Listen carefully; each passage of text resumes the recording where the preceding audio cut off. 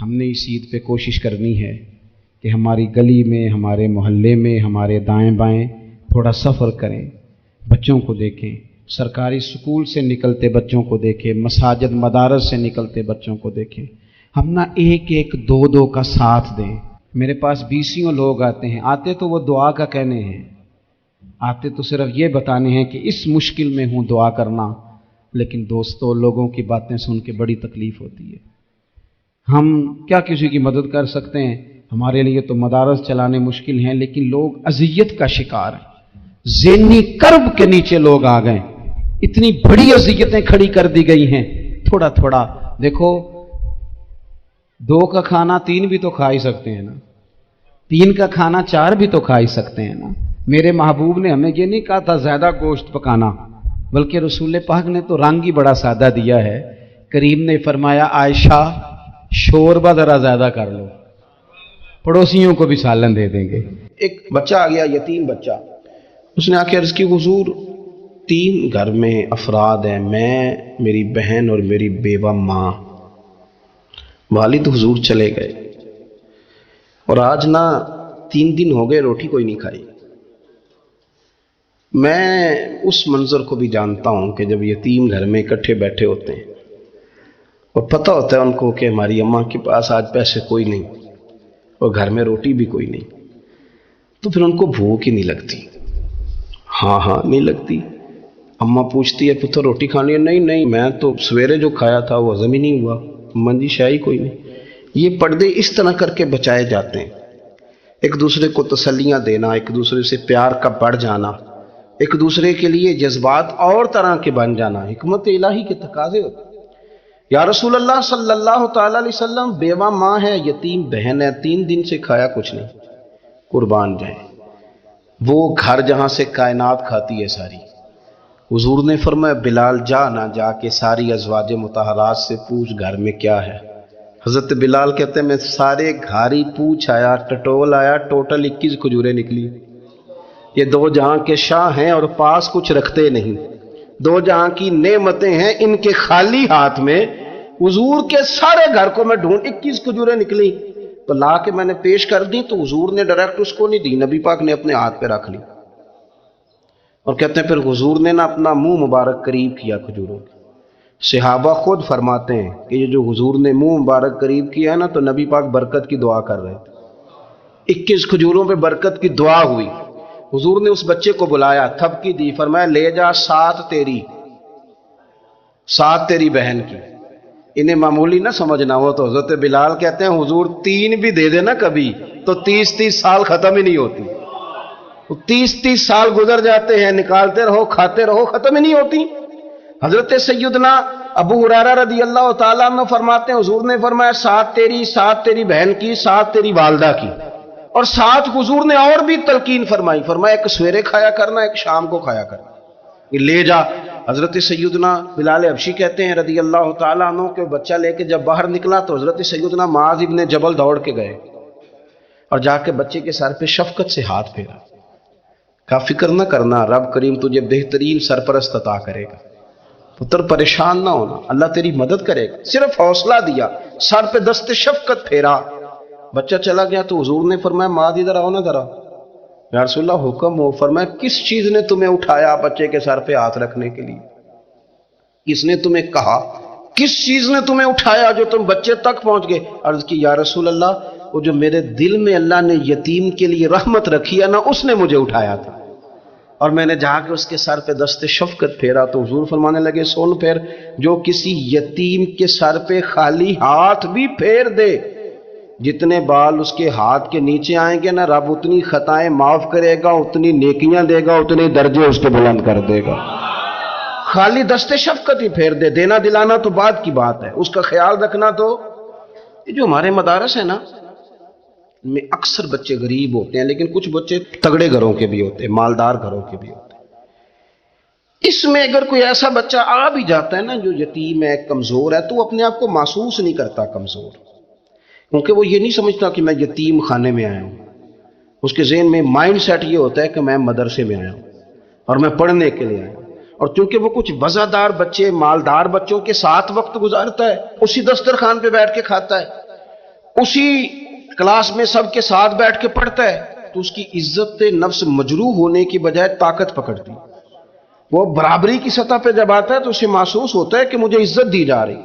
اس لیے مدارس اسلامیہ میری نظر سب سے مضبوط جگہ ہیں جہاں مساکین کی، یتیموں کی، غریبوں کی صحیح معنوں میں کفالت بھی ہوتی ہے، تعلیم بھی ہوتی ہے. حضرت عبداللہ ابن مسعود رضی اللہ تعالیٰ عنہ سے جب کسی نے پوچھا تھا کہ بڑا عالم کون ہوتا ہے تو آپ فرمانے لگے جو رب سے زیادہ ڈرے وہ بڑا عالم ہے.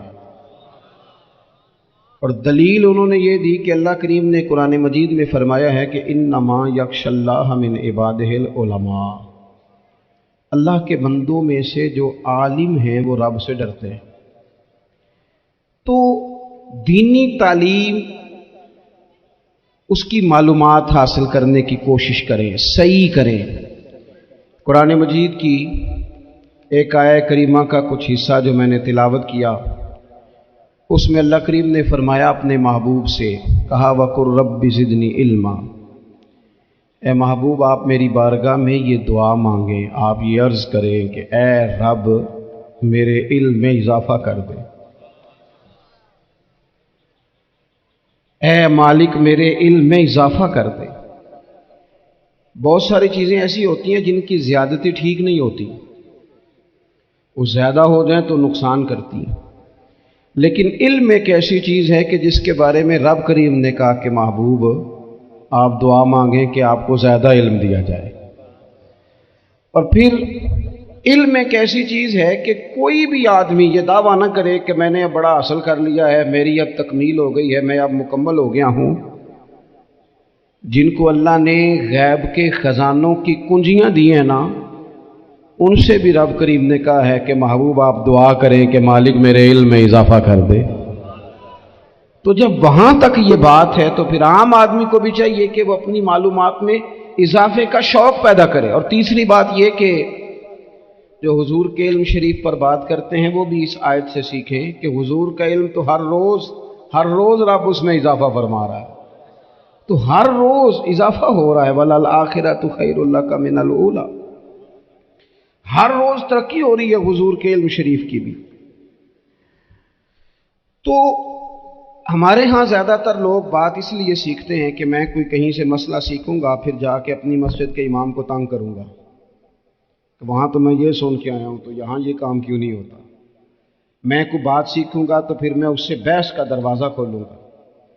علم کا مطلب ہی اپنے آپ کو سنوارنا ہے. معلومات حاصل کرنے کا مطلب یہ کہ آپ کے عمل میں پختگی آئے، آپ کے کردار میں پختگی آئے، آپ نے جو سیکھا ہے آپ اس کے مطابق اپنے آپ کو ڈھالیں. مسلم شریف میں موجود ہے، نبی پاک صلی اللہ علیہ وسلم نے دعا مانگی ہے، اے اللہ میں اس علم سے تیری پناہ مانگتا ہوں جو علم تو ہو پر نفع والا نہ ہو. جس بندے کے علم نے اسے نفع نہیں دیا، وہ کچھ سیکھ نہیں سکا اس سے، تو اس کا علم کسی کو کیا نفع دے گا جب خود سے اس نے. اور صوفیہ کرام تو فرماتے ہیں کہ جو لوگ بڑی معلومات حاصل کر لیں، بڑی باتیں سیکھ لیں، پنچایت میں کسی کو بولنے نہ دیں، گھر میں کسی کو بولنے نہ دیں. بہت سارے لوگ تو علماء کو بھی مشورہ دیتے ہیں، بڑی باتیں کرے لیکن عمل کے لحاظ سے بندہ زیرو ہو تو اہل دل فرماتے ہیں اس کی صحبت سے بچو. اسے بڑا پتہ ہے، بڑی باتیں آتی ہیں، بڑی باتیں کرتا ہے، لیکن گفتگو کی حد تک تو بہت بڑا ہے، عمل کے معاملے میں صفر ہے. بہت سارے لوگ مسجد کے حجرے میں میٹنگ ہو رہی ہوتی ہے اور وہ لمبی دلیلیں اور مشورے دے رہے ہوتے ہیں، نماز کا ٹائم آ جائے تو اٹھ کے چلے جاتے ہیں، کہتے ہیں میں اپنے محلے دی مسیتیں پڑھنی ہیں. کئیوں کو کام یاد آ جاتا ہے. فرمایا کہ شخص کے پاس معلومات بڑی ہوں لیکن عمل کے معاملے میں بندہ زیرو ہو تو اسے بچنا کیوں؟ اس لیے کہ اگر پڑھا لکھا آدمی بے عمل ہونا تو وہ اپنی بے عملی پر بھی دلیلیں پیش کرتا ہے. وہ کہتا ہے میں یہ کام نہیں کرتا تو یہ میرے پاس دلیل ہے. وہ تو بے عملی کو بھی مزین کر دے گا معاذ اللہ. تو دینی تعلیم ایک تو حاصل اس لیے کریں کہ ہم نے اپنے آپ کو سنوارنا ہے، اور دوسرا علم کا شوق طبیعت میں ہو. دیکھیں نا، اللہ کے حبیب صلی اللہ علیہ وسلم نے فرمایا ہے کہ جو علم کے راستے پہ چل پڑا وہ جنت کے راستے پہ چل پڑا ہے۔ جمعوں میں، محفلوں میں کانوں کے ذائقے کے لیے نہ آئیں، اس لیے آئیں کہ میرے علم میں، میرے عمل میں یہ کوئی اضافے کی بات بنے گی، میں کوئی نصیحت حاصل کروں گا تو میرے دل کا زنگ اترے گا۔ ہمارے ہاں یہاں لوگ مزے کے لیے آتے ہیں اور آج کل لوگ فوٹو کے لیے آتے ہیں۔ ان دو کاموں سے نکل کر خالص اصلاح کی نیت سے علم کا شوق، ہمارے ہاں تیزی سے ایک حرکت کی گئی، علماء کا وقار خراب کیا گیا اور لوگوں کو دینی علوم سے دور کیا گیا، اور اس میں بعض بیچارے واعظین اور خطباء نے بھی کردار ادا کیا جب جعلی پیر کی تعریفیں کھول کے کی، اور اسے پتہ نہیں کہاں تک یہ اسٹیج جو ہوتے ہیں نا، ان میں کوئی بندہ اچھا لگے بھی تو اس کے لیے دعا کرنی چاہیے، تعریفیں نہیں کرنی چاہیے۔ تعریفیں اس کا کوئی فائدہ نہیں ہے، اس بندے کو تو دعا کا فائدہ ہے، اگر آپ کو اچھا لگ رہا ہے تو اسے دعا دے، اس سے زیادہ کچھ نہیں کرے۔ اور ہمارے ہاں جناب وہ نقیب محفل بیچارے کی شامت آ جاتی ہے اگر تعریفیں تھوڑی کرے تو، کہتے ہیں انہوں تو نام ہی نہیں لینا ہوں، وہ بھائی اس کے نام لینے سے آپ کا قد اونچا ہوتا ہے۔ تو علم اور عالم، ان دونوں چیزوں سے قوم کو دور کیا گیا۔ دینی تعلیمات کا فقدان ہے، جو میٹرک تک لوگ 60-70 کتابیں پڑھ جاتے ہیں انہیں بھی قرآن پاک ٹھیک سے نہیں پڑھنا آتا، دور کیا گیا۔ آپ مجھے بتائیے، چلیں ایک مسجد ہی آپ دیکھ لیں، اس مسجد کے اندر اگر ایک طرف ایک عالم دین مشکات شریف کھول کے بیٹھے ہوں، حدیث پاک کا درس ہو رہا ہے، یا بہار شریعت کھول کے بیٹھے ہیں، فقہی مسائل بیان کی، اور اسی مسجد میں ایک بابا جی جبہ پہن کے تگڑا سا بڑی سی پگڑی باندھ کے اور 500 دانے والی تسبیح لے کے بیٹھے ہیں، اب ایک بندہ اندر آتا ہے تو وہ کدھر جائے گا؟ عالم کی طرف کہ بابا جی کی طرف؟ وہ کیوں جا رہا ہے بھلا بابا جی کی طرف؟ وہ اس لیے کہ ہم نے اسے یہ بتایا ہی نہیں کہ جس طرح سبحان اللہ سبحان اللہ سبحان اللہ پڑھنا عبادت ہے نا، اسی طرح دارابا پڑھنا بھی عبادت ہے۔ اسے ہم نے بتایا نہیں کہ جب تک علم کے راستے میں رہنا بھی عبادت ہے، جب تک اسے یہ سمجھ نہیں نہ آئے گی کہ جس طرح وظائف کی کتاب پڑھنا عبادت ہے، اسی طرح مشکات شریف پڑھنا بھی عبادت ہے، حدیث بخاری کا درس لینا بھی عبادت ہے، مسلم شریف کی احادیث پر اپنے اساتذہ سے بیٹھ کر دروس پانا بھی عبادت۔ جب تک یہ پورا مزاج دیکھے نا، نبی پاک صلی اللہ علیہ وسلم نے فرمایا رات کی ایک گھڑی بھر دین سیکھ لینا ساری رات نفل پڑھنے سے بہتر ہے۔ اب ہمیں سمجھنا چاہیے کہ کتاب پڑھ کے بھی بندہ رب رسول تک پہنچ سکتا ہے، کتاب و سنت رستہ آسان کرتے ہیں، لیکن ہمارے ہاں کیا مزاج دیا گیا ہے؟ بابا جی کے پاس چلو، ضرور جائیں بابا جی اگر نیک ہیں تو منع کوئی نہیں کر رہا، لیکن جو سوچ ہمیں حضور نے دی ہے ہم نے اسی سوچ کے مطابق اپنے معاملات کو ترتیب دینا ہے نا۔ اب ایک بات میں نے آپ سے پوچھی اور آپ نے کہا قوم ساری بابا جی کی طرف جائے گی۔ حدیث پاک کس طرح ہے؟ اللہ کے محبوب مسجد شریف میں تشریف لائے، دونوں جانب لوگوں کے حلقے بنے ہوئے ہیں، لوگ بیٹھے ہوئے ہیں، ایک حلقے میں لوگ اللہ کی یاد کر رہے ہیں، ذکر ہو رہا ہے، ایک حلقے میں بیٹھ کے ایک عالم کتاب و سنت کا درس دے رہے ہیں، ایک صحابی اور باقی سن رہے ہیں۔ خاص توجہ کریں نوجوان میری بات پر، رسول کریم صلی اللہ علیہ وسلم دونوں کے بیچ کھڑے ہو گئے اور کریم نے فرمایا دونوں محفلیں خیر کی ہیں، دونوں ہی حلقے خیر کے ہیں۔ اور پھر حضور فرمانے لگے مجھے چونکہ رب نے استاد بنا کے بھیجا ہے، میں چونکہ معلم بن کے آیا ہوں، یتلو علیکم آیاتنا ویزکیکم، میں چونکہ کتاب و سنت کی تعلیم کے لیے آیا ہوں۔ یہ لفظ کہتے کہتے حضور اس جماعت میں بیٹھ گئے جو دین پڑھ اور پڑھا رہی تھی۔ حضور وہاں بیٹھے جہاں بات دین کی ہو رہی، جہاں لوگوں کو اللہ رسول کی بات بتائی جا رہی۔ تو جمعے میں وقت پہ آئیں، اپنی دینی معلومات مضبوط کریں اور